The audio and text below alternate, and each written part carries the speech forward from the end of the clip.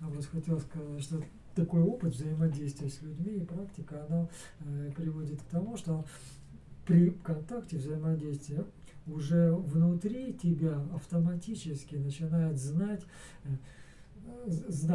что сказать, ну как будто знает уже все ответы, все вопросы, все уже как бы знается все, но осознается как мгновенно, осознается, и когда ты как бы, когда становишься и тем, с кем ты говоришь, и собой, и с тем, с кем ты говоришь, ты тоже как бы внутри себя осознаешь его. Да. Хотя он индивидуальная как бы личность, но ты его тоже как бы осознаешь, как бы ты разговариваешь не только отсюда с кем-то, но и одновременно как будто ты и там, и там.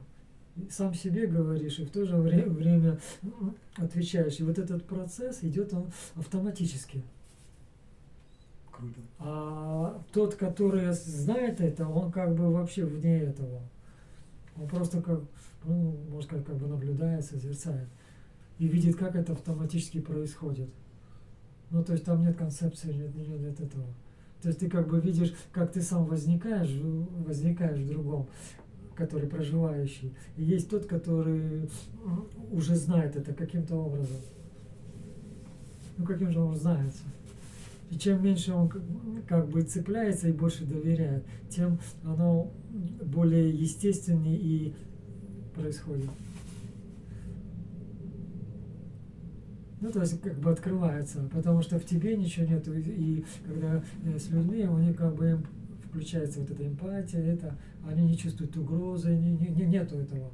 И они им становится, может, просто хорошо каким-то образом, что их наконец-то кто-то понял. Ну, то есть, понял, это как бы уделил столько внимания, что ну, как бы самодостаточность, целостность, как бы через пример. Так оно и получается, по сути. Такая вот интересная игра с опытом. Прикольно, конечно.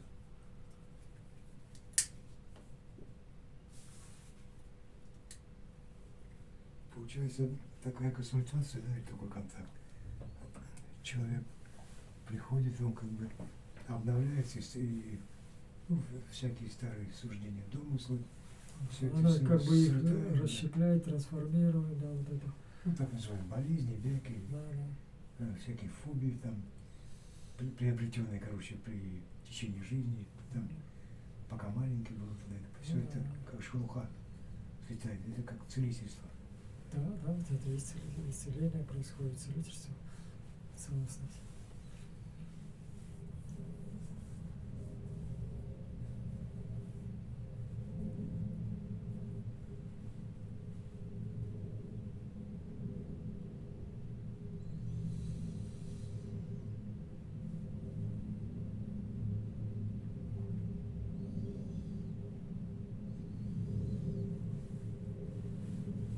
Потом учиться действовать из того уровня осознания, ну, где легко, свободно, можно сказать, ну, так как бы проявляется. Она даже не скажешь, как легко, свободно, она опять же легко, значит тяжело, свободно, значит не свободно, то есть вот этой двойственной, а это просто все равно слова любые, они все равно ум имеет двойственную природу.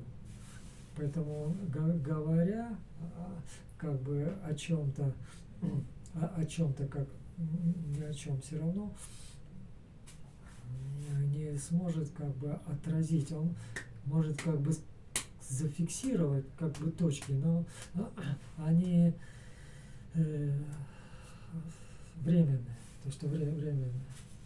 Они могут иметь, в зависимости, насколько он как бы сконцентрирован и насколько он чувством наделен, он может это дольше сохранять в памяти, то есть впечатление, хранить в этом плане. Но когда происходит как бы вытеснение, например, вот эти, кстати, они ученые, Анохин, все эти, там что интересно происходит. Они сначала думали, что новая информация вытесняет старую. Опыты поставили, доказали. Потом оказалось, что нифига, старая информация, которая была вытеснена, на самом деле не уходит уходит никуда. И при определенных условиях может снова всплыть. Сколько бы ты ее не вытеснял, она оставит свой след на все времена. Ну, то есть опыт сохранится. Хочешь ты или не хочешь. Забудешь ты, не забудешь, он все равно останется. Отсюда уже делается некий вывод, что благодаря чему весь опыт, который впечатлений накоплен как бы в этом поле, информационном поле, и оно становится чем как бы плотней, то мы как бы имеем дело, то, что в эзотерике, там, в других там учениях говорили предки, да, те, которые жили, оставили свой как бы опыт в виде чувств, в виде, они также находятся в поле. Еще Вернадский говорил, то есть есть энергоинформационное поле Земли. Учитель говорил, то есть выход на свое энергоинформационное поле, даже было такое это заголовок. То есть вся информация, весь опыт, он как бы хранится в пространстве. То есть его невозможно стереть, как бы стереть по большому счету. Поэтому он не является проблемой или помехой. Вопрос в том, что сама память и чувство, оно и является как бы неким хранителем, ну как бы впечатления, хронологии. Это и есть как бы ум, разум, тональ, там назвать как угодно можно, да? Вот. И есть другая часть, половина, которая в чем хранится. Потому что как бы есть носитель, можно сказать, пространство, но есть само пространство тоже в чем-то находится. Само пространство тоже в чем-то находится для ума, понимаешь? То есть есть объекты, тут мы понимаем, что есть расстояние, объем, да, воздух, ну то есть воздушное пространство, в чем это все это есть. Это доступно для понимания и восприятия, да? Даже на этом технике строится, что с точки зрения, что я как бы себя воспринимаю как пространством, что тело внутри пространства меня, да? Вот. Не только я с точки зрения тела и пространства, но как бы такое движение восприятия можно делать, ну как бы прокачивать, да, как мышцы осознанности, эти говорят. Вот. Но еще и есть и все это в чем-то находится. То есть само пространство тоже уже не скажешь, что это пространство. Тоже в чем-то находится. Вот тот аспект, который он вообще не поддается, то есть ничему. То, что эти назвали, непознаваемое. То есть известное, неизвестное и непознаваемое. Потому что неизвестное в какой-то момент времени становится известным. То есть то, что было неизвестно, вдруг становится известным. В том, что было. А непознаваемая – это та часть, которая не может стать ни известным и ни неизвестным. Они так ее отметили, непознаваемая. Ну, то есть предел в этом плане. Но что значит предел? Это не значит конец, а это, как бы, можно сказать, которая есть всегда и которая ничему не поддается. Ну, то есть трудно здесь как бы объяснить, то есть нечто на уровне опыта, они назвали это бытие, например. А это, говорят ученые, что это вот единое поле всех законов природы, единое поле, то есть поле, так объяснили. То есть они изучают законы природы в этом поле, материальные все такие, да, на поле. Но вот это единое, да, единство. То, что в ведических знаниях единство, это вот это есть седьмое состояние сознания, брахман, единство. То есть бытие, вот это я и есть бытие само себя как бы осознает. Уже не как сознание, сознание становится уже инструментом бытия. Так же, как внимание – инструмент сознания. Внимание как инструмент внутри сознания. То есть у нас сознание есть, и мы имеем внимание, да? Вектор направленность, поэтому он имеет направленность, да? Восприятие. Поэтому эти слова, они не просто тоже слова, они передают как бы некое чувство, ощущение, опыт какой-то, который способность, которую мы сами выражаем через мыслительный процесс и слова, и которые можем сами его проживать. И уникальность в том, что то, что проживается, оно может само себя осознавать в этом сознании, обращенность. не только различные феномены, эффекты, тактильные, зрительные, чувственные, но еще что позволяет этому. Это есть как бы тайна. Но сначала оно, когда мы идем уже от личности, от я, от тела, это, да, оно идет на субъективном уровне, на индивидуальном. Вот. Но она, проходя жизненный путь, может так и не получить знания, в чем она, откуда и так далее. Вот эти вопросы могут не возникать. Но у кого оно возникает, это уже сознание в этом теле, родившись в этом, она уже имеет некую как бы память в виде опыта, ну, как говорят, прошлого. Ну да, прошлого, потому что сейчас ты об этом не знаешь. То есть все, что здесь накопилось в прошлом, информация, и ты родился в этом месте, в этих условиях, где оно так состыковалось и сформировалось, что оставило некие печать, следы прошлого в виде тела. Тут у нас разные, то есть, как говорят, например, глаза мамины, уши папины, волосы еще чьи-то, ну, как бы от предков разные, природа все это собрала в уникальную форму вот этого тела. Но так как оно собрано сейчас, в этом времени, оно имеет как бы границы и индивидуальные формы, личностные, в котором присутствует весь опыт всех общественного, коллективного. То есть мы как бы существа, родившиеся, которые имеют двойную природу, как Дамхан писал. То есть есть как бы индивидуальный и общество. Но для ума как новой как бы способности высшей нейросистемы думать, она имеет логичность, ну то есть логику, ну то есть определенную последовательность. И ум, и разум, и слово являются отражением хранителем.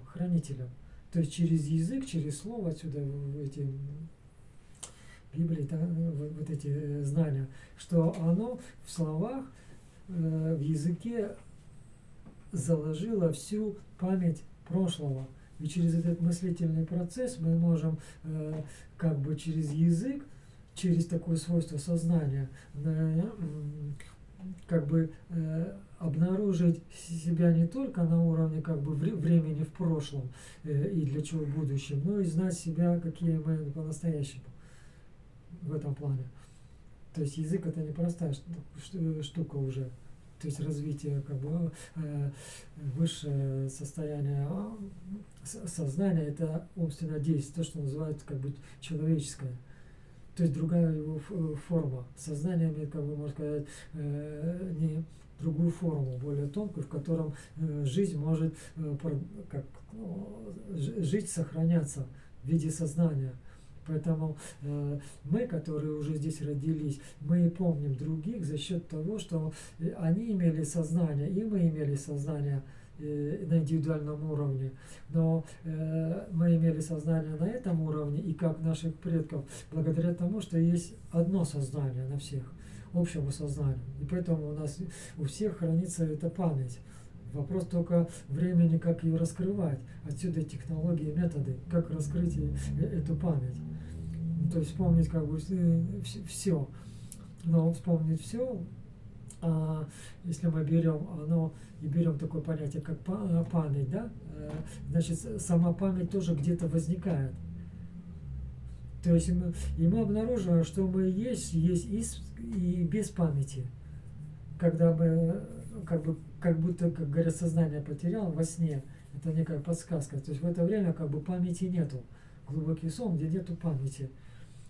Нету памяти, но сознание есть. Потому что мы просыпаемся, и как бы снова память запускается. А то, что было в это время, в эти доли секунды, как учитель говорит, то есть секунду можно разделить на не только доли секунды, а доли секунды, 1/100, например, доли секунды. То есть секунду можно разделить на 100. Так же, как и долю секунду можно разделить на 1 секунду в обратную сторону. Это тоже деление. Микро тоже делится на большое, а большое делится на малое. Это и есть как бы разделение. Понимаешь, да? То есть это. И тогда микросекунду, доли, например, движения, когда изучаем, она состоит из, ну, здесь уже как бы опаздывают. Ты сначала уже технику, если знаешь отдельно, то у тебя происходит это, ну, незаметно, быстрее, чем дыхание. То есть мы сами быстрее, чем мысль, дыхание, быстрее, чем свет. Ну, то есть, даже не сказать, что скорость. Скорость уже внутри нас возникает. То есть это сверхколоссальность. Что такое сознание, понимаешь? Здесь же, в этом. Ну, если так как бы смотреть. Поэтому, естественно, нам нужны как бы технологии, чтобы уже не думать о прошлом, потому что есть много способов. Сам факт жизни современного времени, это и есть наследие разных времен, разных развитий сознаний. Одного и того же сознания, но разных развитий, которые выражают себя просто через разные явления. И оно все время сохраняется, ближайшее прошлое, ближайшее будущее в этом объеме. Потому что там где-то далеко оно обрываются какие-то связи. Как сейчас поколение, которым война как бы уже это, они не могут этого, хоть по генам там передается в памяти, но за счет современного времени оно как бы это затушевывается. Вот. И отсюда как бы, ну, возникают всякие явления. Но дело не в этом. Потому что если говорить речь о памяти, о том, что ученые сейчас вот эти пришли, что она сохраняется, то есть никуда не девается. То есть ты как бы был, есть, как бы и будешь в этом. То есть здесь они как бы сходятся уже к тому, потому что сами тот же Анохи, он уже заговорил, помнишь, мы смотрели о сознании только еще не так давно, там в 90-х каких-то там годах еще. Потому что говорить о само даже, оказывается, сознание, слово, оно в науке подразумевалось как, ну, что невозможно. То есть в основе лежат объективные законы природы, которые можно доказать, проверить, ну и так далее, что можно пользоваться реально. А тут речь пошла о сознании. Значит, я так понимаю, ну, как бы время пришло, и даже самые ученые, которые из такой среды, которые, оказывается, занимались и в прошлом такими проблемами, они начинают уже совсем по-другому мыслить, другими категориями. Поэтому здесь идет вот это пересечение. То есть они с этой стороны, ну, как бы подтверждают. А тогда подтверждаются все эти учения, которые там они, ну, с Далай-ламой там встречаются еще. Ну, здесь и целая такая житуха идет. Это как бы отдельная полоса ученые. Есть как бы народ. Ну, как есть как бы такие тоже слои. Мы сейчас как бы, мы вот здесь, вот, то есть мы вообще, ну, только поэтому далеки вообще, ну, как бы от этого. Мы, наверное, можем не пересечься, даже не попасть, не знать, ну.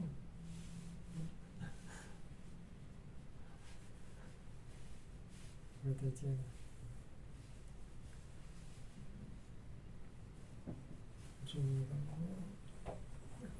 Зацепился через одну тему, через опыт, вышел на это. Чуть-чуть приостановим пока.